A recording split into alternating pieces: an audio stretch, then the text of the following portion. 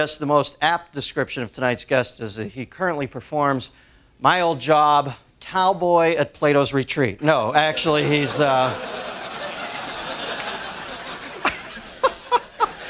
He anchors the Weekend Update on Saturday Night Live, and he has recently quit the nasty habit of smoking. Norm Macdonald. Norm! All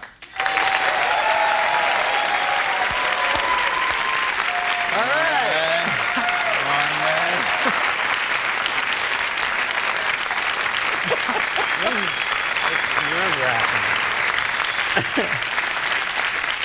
Now, you're a young iconoclast, Norm. You know, the kids, they get you. What? I was going to wear a suit, and I don't need to. I like this whole D.B. Cooper look for you, man. This is...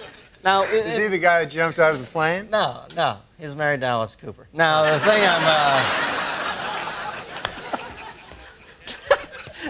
You remember you wrote for my first talk show? Yeah, you gave me my first job. And I used to come in the room, and you and Drake Sather had no lights on. It was like some fucking Anton LaVey Satan cult in there, and you guys used to turn out the sickest jokes ever, and everybody was always smoking. Then I see you on Saturday Night Live during the opening credits, and one of the things I like about you is you're completely unfiltered on that show. You'll say anything, and I saw in the picture you had a cigarette in your mouth. I thought, this guy just doesn't give a shit. So I asked you to come on. I find out you pussed out on me and quit smoking. What is that all about? No, because it's bad for you.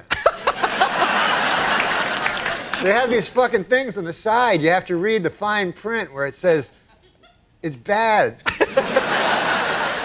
Now, when did you first start smoking? I started smoking when I was a kid, like when I was, I think I was like 14, and I thought, I'll look really cool like if I start smoking, because I didn't get along with anybody. So I started smoking.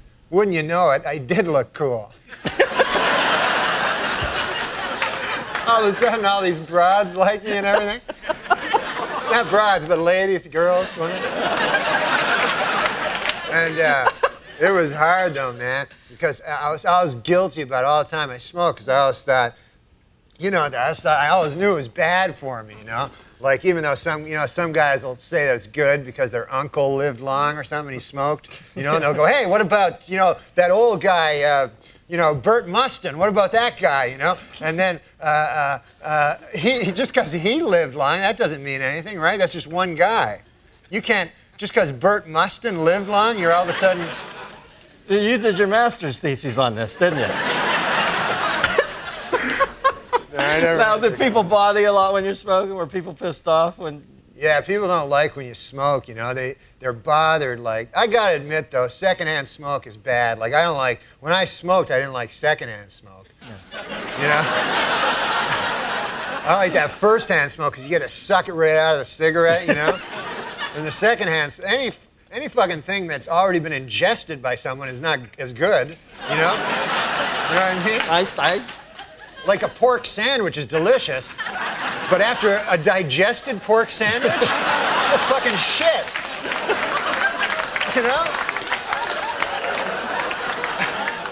You can't fight that logic, Norman. You cannot. Do you think advertising brings kids to smoking? There's a lot of fight with the Joe Camel thing. Do you think they really? Yeah, definitely. They got it. Because the thing is this. The advertisers, they got to go after kids because they're not going to get adults. Like, there's not going to be a 50-year-old guy going, hey, I should start smoking. That goddamn Camel. Look at him. They got to get little children. Joe Camel. Yeah. That's a frightening-looking beast. He looks like a cock. I read it. No. I didn't make this up. And I know you don't mind first-hand cock, but... You don't know that. Don't say that.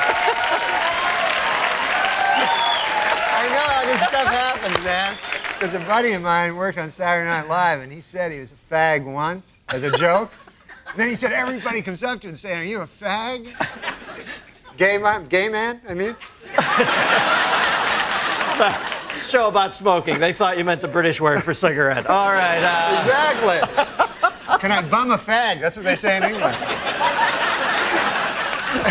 Where else? All right. The thing about Joe Camel looking like a cock, Dennis. Oh, Oh, yeah, I lost my train of thought. Thanks for bringing me back. Is this is what I've noticed. He doesn't even look like a fucking camel. He looks so much like a cock. Because you know how it's usually subliminal? Yeah. Where you have to find the cock, right? This character, you have to find the goddamn camel.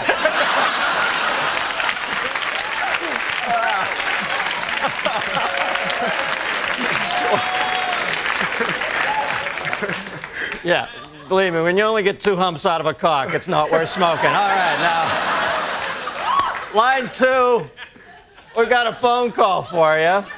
Although I can't believe they'd still be on the line after this departure. Line 2, we've got Beverly from Middletown, Ohio. Beverly?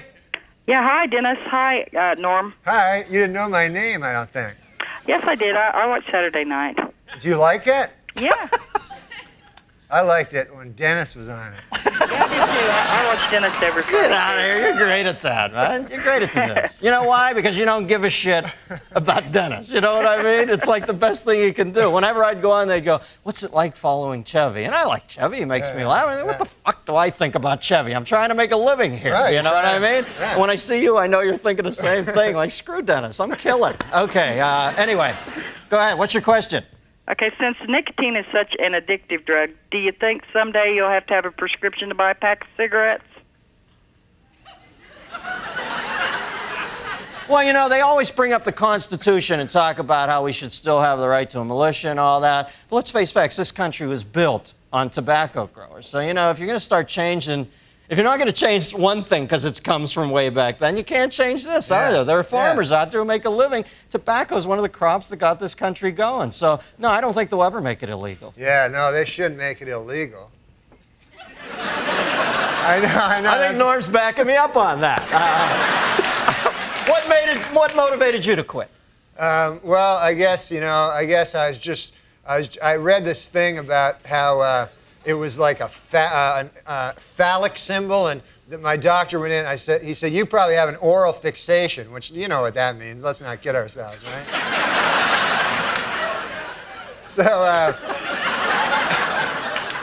that's why I always smoke like cigarettes instead of cigars, because if I'm gonna have I like a little white thin cock, you know?